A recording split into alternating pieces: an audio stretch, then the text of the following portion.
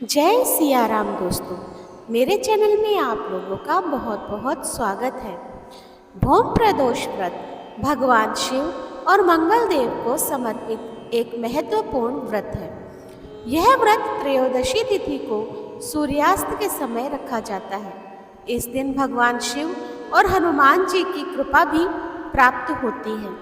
भौम प्रदोष व्रत का महत्व और पूजा विधि आज आप लोगों के समक्ष प्रस्तुत करने जा रही हूँ। भौम प्रदोष व्रत का महत्व। भौम प्रदोष व्रत मंगल दोष से मुक्ति पाने के लिए बहुत लाभकारी माना जाता है।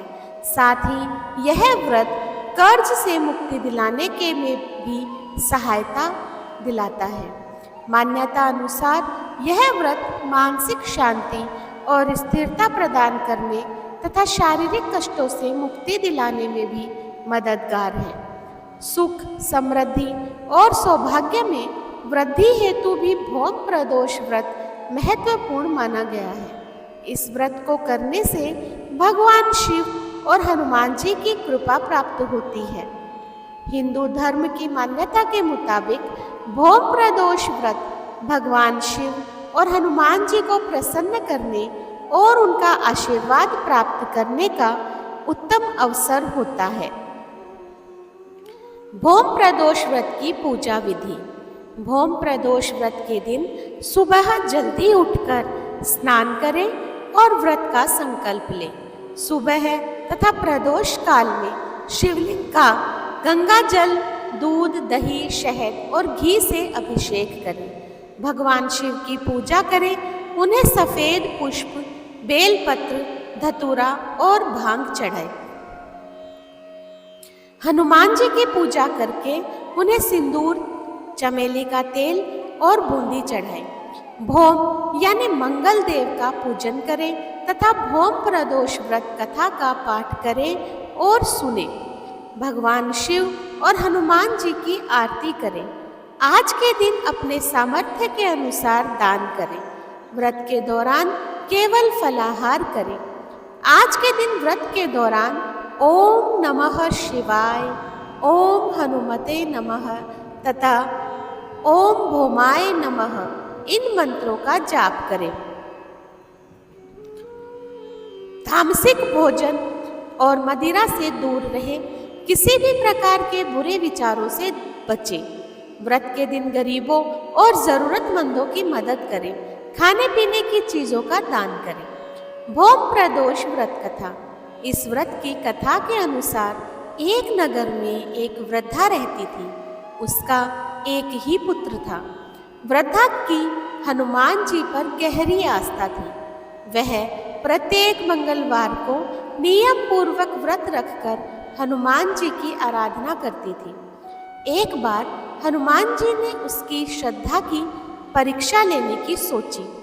हनुमान जी साधु का वेश धारण कर वृद्धा के घर गए और पुकारने लगे, है कोई हनुमान भक्त जो हमारी इच्छा पूर्ण करे?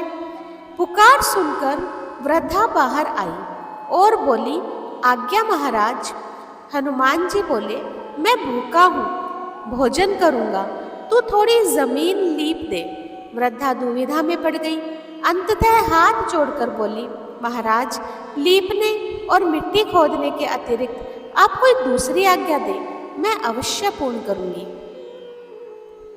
साधु ने 3 बार प्रतिज्ञा करने के बाद कहा, तू अपने बेटे को बुला और उसकी पीठ पर आग जलाकर भोजन बनाऊंगा। यह सुनकर वृद्धा घबरा गई, परंतु वह प्रतिज्ञाबद्ध थी। उसने अपने पुत्र को बुलाकर साधु के सुपुर्द कर दिया।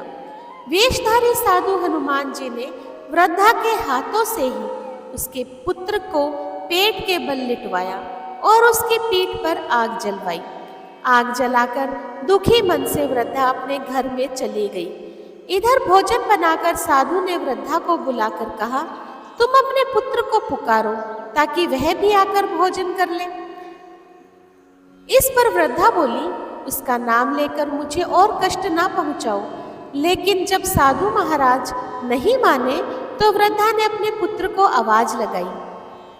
अपने पुत्र को जीवित देख वृद्धा को बहुत आश्चर्य हुआ और वह साधु के चरणों में गिर गई।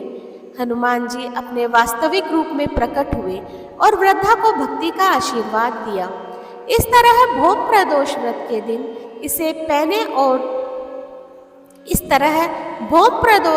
के दिन इसे सुने और सुनने का बहुत महत्व धार्मिक ग्रंथों में कहा गया है। तो दोस्तों, मंगल प्रदोष अथवा भोग प्रदोष व्रत की कथा, महत्व और पूजा विधि जानकर आपको कैसा लगा, मुझे कमेंट बॉक्स में ज़रूर बताइएगा और ज़्यादा से ज़्यादा मेरे चैनल को लाइक, शेयर और सब्सक्राइब कीजिए। धन्यवाद।